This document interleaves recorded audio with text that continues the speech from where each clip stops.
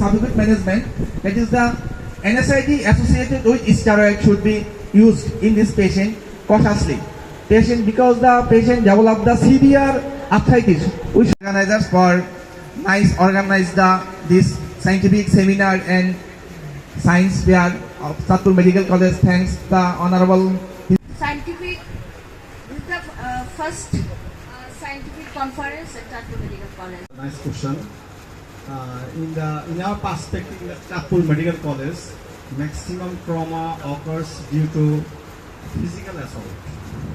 Most commonly admitted patient in our hospital is physical assault.